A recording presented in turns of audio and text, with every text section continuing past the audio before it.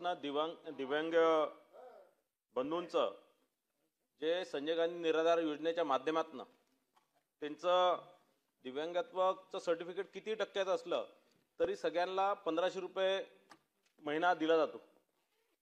एक मानधन म्हणून। पण माझं या माध्यमातून एक मागणी आहे की जसं 5%, 10%, 20% नंतर त्यांना 1500 रुपये महिना दिला जातो 40%चा, तसं प्रत्येकाच्या जर एक वर्गवारी आपण करणार काय, कारण जे 6000 रुपयाची जी मागणी आहे ती निश्चितच 80% पेक्षा वर जे दिव्यांग बांधव आहे त्यांना 6000 रुपये निश्चितच दिली पाहिजे। 20%च्या वर जे दिव्यांग आहे त्यांना 1500 रुपये, 40%च्या वर आहे त्यांना 3000 रुपये, 60%च्या वर आहे त्यांना 4500 रुपये आणि 80%च्या वर आहे त्यांना 6000 रुपये हे आपण मानधन देणार काय, कारण या संदर्भात त्यांची मागणी सुद्धा केलेली आहे। आणि दुसरा माझा प्रश्न असा आहे की दिव्यांग कल्याण खात्यात स्वतंत्र आकृतीबंध असावा असे अपेक्षित असून सुद्धा अद्याप आकृतीबंध तयार करण्यात आलेला नाही। याचे काय कारण आहे? शासनाच्या 100 दिवसाच्या कृती आराखड्यात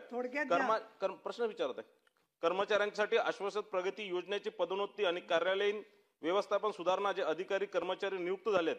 त्या सर्व रिक्त जागा तत्काळ भरणार काय, आणि राज्यातील दिव्यांग युवकांसाठी रोजगारांसाठी यूथ फॉर जॉब संस्थेसोबत समंजस्व करार केलेला आहे, या कराराची तत्काळ अंमलबजावणी आपण करणार काय? सभापती महोदय, सन्मान्य सदस्य प्रवीण फुके यांनी विचारल्याप्रमाणे आज मला सांगायला येते की आमच्याकडे जवळजवळ 56 पदं आज मंजूर आहेत आणि त्यापैकी आम्ही 33 पदं भरलेली आहेत आणि आउटसोर्सिंग मध्ये पण आम्हाला 11 पदं मंजूर केली होती, त्याच्यातली 7 पदं म्हणजे ओव्हरऑल 40 पदं आम्ही त्यामध्ये ऑलरेडी नियुक्त्या केलेल्या आहेत। बाकीच्या याच्यासाठी आमची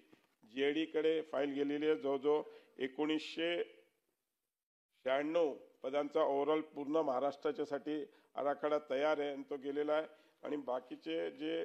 लिपिक वर्ग आणि ह्याच्यासाठी जी फाईल आहे ती वित्त विभागाकडे गेलेली आहे, त्या दोन्हीच्या मंजुरी आल्या आणि काही जे त्याच्यातले जे आउटसोर्सिंगचे ते आउटसोर्सिंग करून आणि बाकी पदस्थापना आपल्या MPSCच्या ह्याच्या माध्यमातून ज्या दिवशी मान्यता मिळेल त्या दिवशी आम्ही